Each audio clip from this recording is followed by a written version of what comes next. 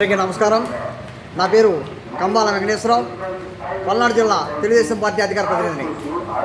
రాంబాబు గారు నిన్న మాట్లాడతా అన్నా క్యాంటీన్ని విమర్శిస్తున్నాడు.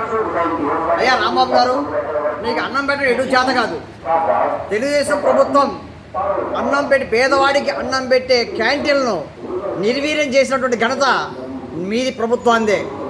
అందులో ముఖ్య పాత్ర నువ్వే. సత్రపల్లిలో అన్నా క్యాంటీన్ని ఏ విధంగా పాడుపెట్టారో ప్రజలు మొత్తం చూశారు. పేద బడుగు బలహీన వర్గాల వారు, రోడ్ల మీద చిన్న చిన్న పనులు చేస్తున్న వాళ్ళు అందరూ కూడా మిమ్మల్ని తిట్టుకుంటూ ఉన్నారు. దాని ఎఫెక్ట్ మీకు తెలిసింది.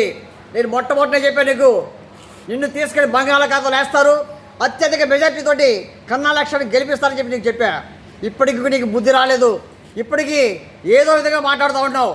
నువ్వురా, నీ దమ్ముంటే ఏది విధంగా సరే నువ్వు ఎంక్వైరీ చేసుకో. అన్నా క్యాంటీన్ల మీద ఏ ఒక్క పొరపాటు జరిగినా మేము శిక్షార్హులం. కానీ నువ్వు చేసే తప్పుకు మాత్రం నువ్వు శిక్షార్హుడివి. భగవంతుడు చూస్తూ ఉన్నాడు. ఏ ఒక్కరికైనా సరే పేదవాడికి అన్నం పెట్టిన వాడికి తప్పనిసరిగా భగవంతుడు చూస్తాడు. ఒకసారి గుర్తుపెట్టుకో, మీరు అన్నా క్యాంటీన్లు రద్దు చేసేసి వైఎస్ఆర్ క్యాంటీన్గా మీ పార్టీ రంగులు వేస్తున్నారు. మరి రంగులు వేసుకున్న తరువాత క్యాంటీన్లు ఎందుకు ఆపారు? మీకు చేత కాదు. పేదవాడికి ఆకలి తీర్చే పద్ధతి మీ దగ్గర లేదు. మీలాంటి యధవల్ని అందుకే 11 సీట్లకి పరిమితం చేశారు ప్రజలు. గుర్తుపెట్టుకోవాలి.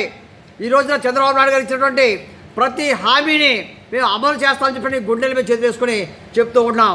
మీరు చేసింది మొత్తం ప్రభుత్వం మొత్తం కూడా ఎక్కడికక్కడ లాక్కోవడం, పీక్కోవడం, దాచుకోవడం తప్పితే ప్రజలకు చేసినటువంటి ఏ ఒక్క పని కూడా లేదని సందర్భంగా తెలియజేసుకుంటూ ఉన్నా.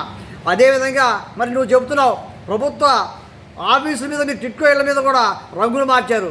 మేము ఏ రోజున కూడా ఆ విధంగా చేయలా. పసుపు అనేది శుభసూచకం. గుర్తుపెట్టుకో రాంబాబు.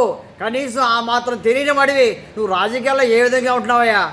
చీ కొడుతున్నారు. ఇప్పటికి కూడా నీ మనుగడ కోసం నీ ఇష్టం వచ్చినట్టు మాట్లాడితే ఊరుకోరు.